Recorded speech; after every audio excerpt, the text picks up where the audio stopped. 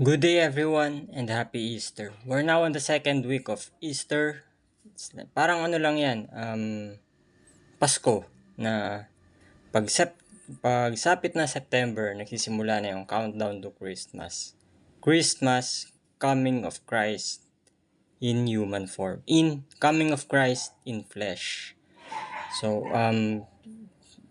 ito naman the day after Easter, it's like a countdown to Christ, solemnity of Christ kingship here on earth and on heaven.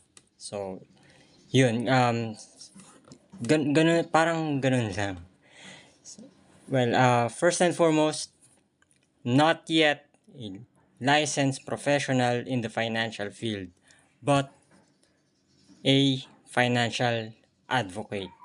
If may gusto sa inyo na, kung sino man sa inyo willing na mag-sponsor my needs to be a licensed professional in the financial field, well, I'll be more than glad. I'll be more than glad to know whoever you are. Tara, let's meet. Ayun.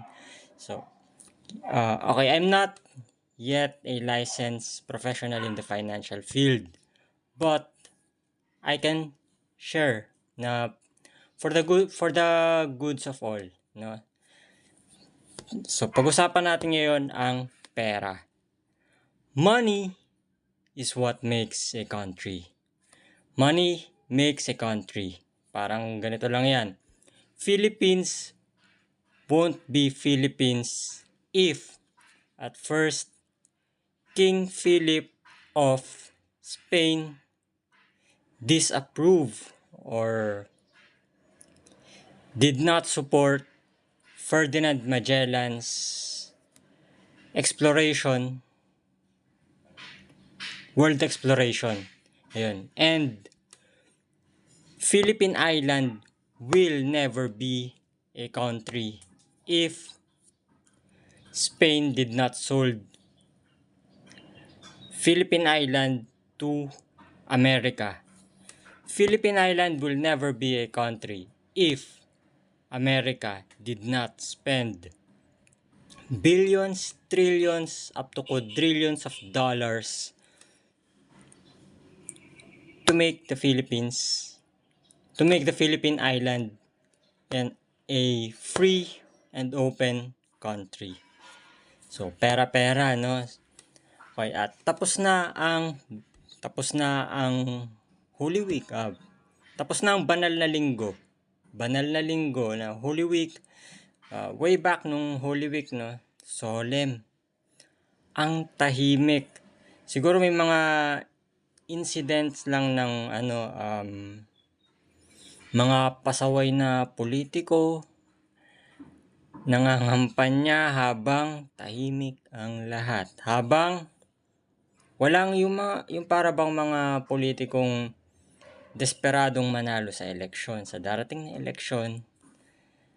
Yun, so, yan, napatawag na, may ano na sila,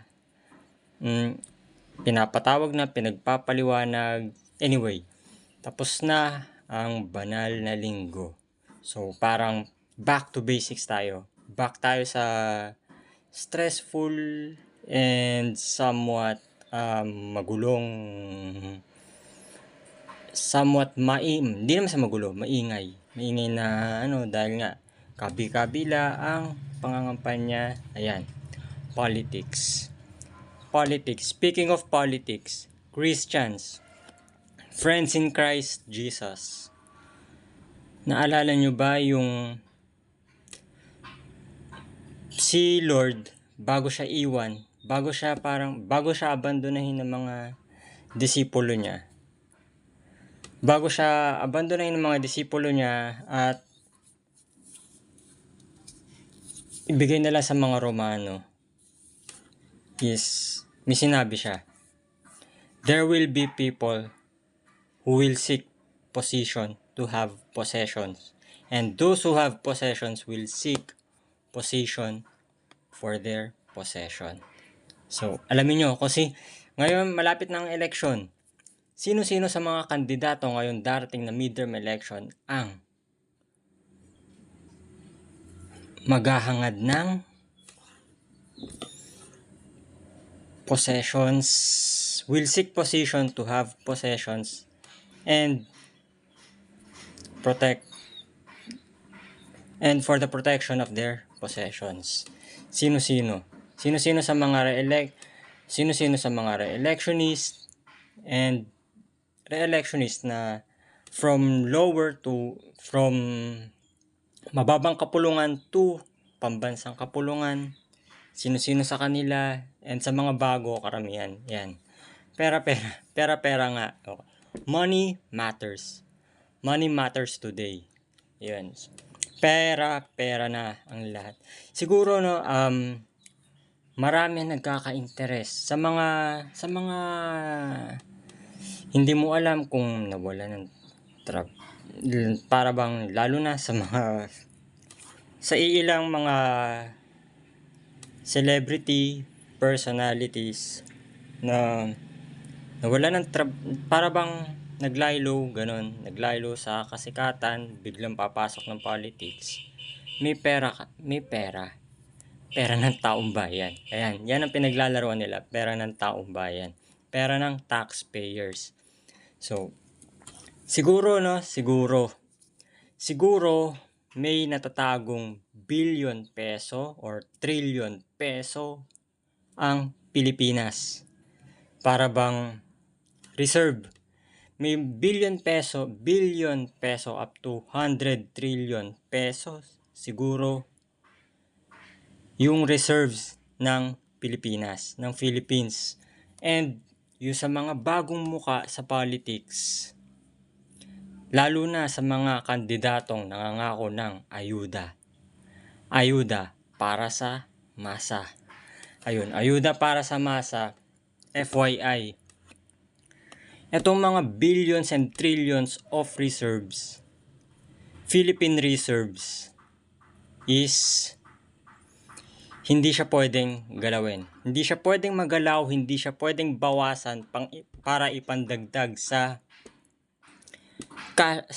rotating funds, revolving funds ng Philippines para lang may maabutan na mahihirap. Para may maabutan na mahirap, magbabawas sa reserba. Hindi po pwedeng mangyari yan. Babagsak ang Pilipinas, babagsak ang value ng Philippine peso against foreign exchange. Babagsak, bubulusok ang ekonomiya ng Pilipinas. Speaking of bulusok, latest update, business global update latest update on global economy. No? Ngayong Trump 2.0 plus yung tariffs, mga reciprocal tariffs in Trump 2.0, under Trump 2.0, yung mga bansang bumubuo sa ASEAN, Association of Southeast Asian Nations, alam nyo bang, talo na halos ng Pilipinas ang Singapore. Mas maunlad ang Singapore kaysa sa Pilipinas. Mas marami kasi nang nasa Singapore, maraming mga tao sa Singapore, disiplinado. Mas maunlad ang Singapore kaysa sa Philippines. Pero pagdating sa resiliency in global trade, resiliency over US dollars, di hamak, mas resilient 2.2% ang lamang ng Pilipinas. Ang lamang ng Philippine peso is 2.2%, positive 2.2 or 2.2% ang lamang ng Philippine peso compared to Singaporean dollar. Ganyan ka-resilient ang Philippine peso. So, kapag may isa sa mga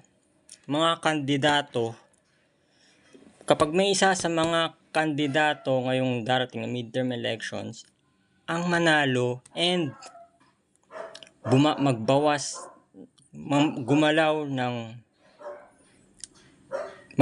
ng sa reserves ng Pilipinas para ipandagdag, babagsak ang Pilipinas. Babagsak.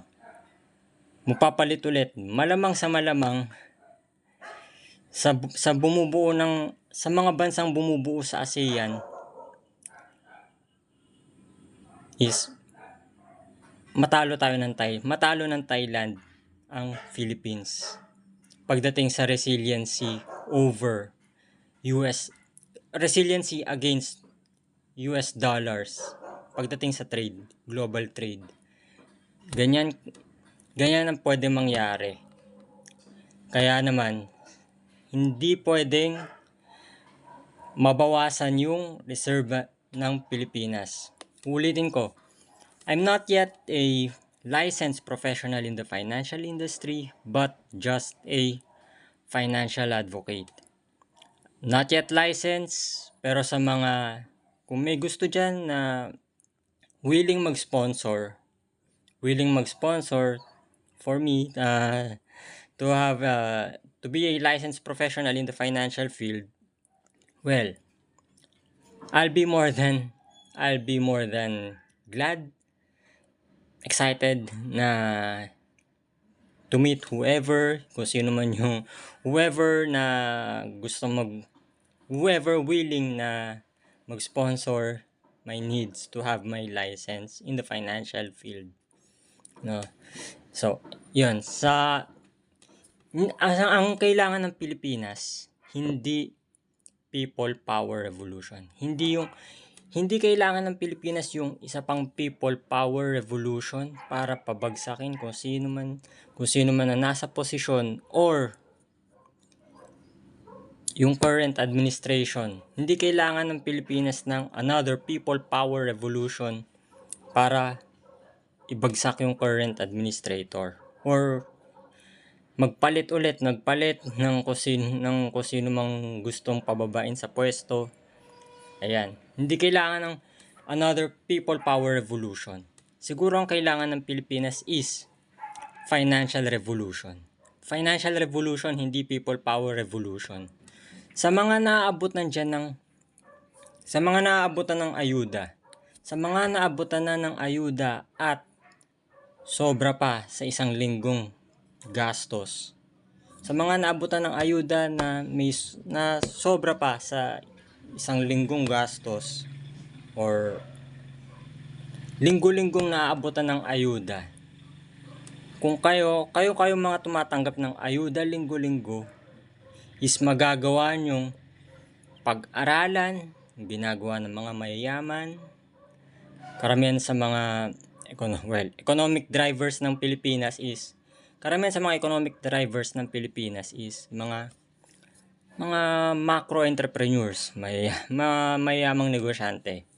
If kayo ang mga nakatatanggap ng linggo-linggong ayuda, magagawa nyong pag-aralan and gawin yung ginagawa ng mga mayayaman tulad nila Lucio-Tan and Ayala na minura ng dating presidente ng Pilipinas. Nakatikim ng mura, ng isang napakalutong na mura sa dating presidente ng Pilipinas. Hindi naman siguro kayo mumurahin ni Bibi. Hindi naman siguro kayo mumurahin ni President Bongbong Marcos, no? Hindi naman siguro siya magmumura kung mapag-aralan mo, magawa mo yung ginagawa ng mga mayayaman, yung pamamaraan ng mayayaman, like asset preservation na hindi yung nagpapagod ka sa trabaho para lang sa pang-araw-araw na gastos. Yung para bang nagtatrabaho ka sa mga kumikita ng pera, hindi kabuuan ng sweldo nyo, ng kinita nyo sa pagtatrabaho is gagastosin nyo. Kung kayo mga kumikita ng pera, magagawa nyo yung asset preservation na ginagawa ng karamihan sa mga mayayaman. Hindi naman siguro magmumura sa inyo si President Bongbong Marcos. Hindi kayo mumurahin, hindi naman siguro ng mahal nating presidente, no? Nakakatakot siguro, no?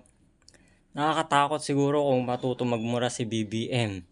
Siguro, matuto pa lang magmura si BBM kahit hindi nagde-declare ng martial law. Parang magkakaroon na ng martial law if matuto lang magmura si BBM. Matuto magmura in public si BBM, parang martial law na, no? Pero siguro, malabo naman siguro mangyari yon, no? So, ang kailangan ng Pilipinas is financial revolution, hindi people power revolution. And, eto, yung mabalik tayo doon sa global trade. Philippines is, yun nga, 2.2%. Plus 2.2 ang lamang ng Pilipinas ang Philippine peso compared to Singaporean dollars pagdating sa global trade against US dollars. Siguro salamat sa mga pasaway sa gobyerno, dahilan kung bakit marami nag-abroad and karamihan ng mga OFW sa US, nasa Amerika is hindi apektado ng pagkakaaresto ni former President Rodrigo Roa Duterte. Yung pagdakip ng ICC kay former President Rodrigo Roa Duterte is hindi siya nakaapekto sa mga Pilipino na nasa US. Yung para bang yung remittances ng mga Filipino sa US is hindi siya hinold dahil sinuko ng Pilipinas si FPRRD sa ICC, hindi, no? So ganun. And sana sa darating na election, huwag tayong magpasilaw sa mga nangangako ng ayuda dahil marami siguro may trillion pesos. Siguro nga may trillion peso reserves ang Pilipinas. Ang Philippine peso may trillion peso reserves. 100 trillion. Siguro, no? hindi ako sigurado, pero sigurado lang diyan is yung reserve ng Pilipinas is hindi siya pwedeng bawasan pandagdag sa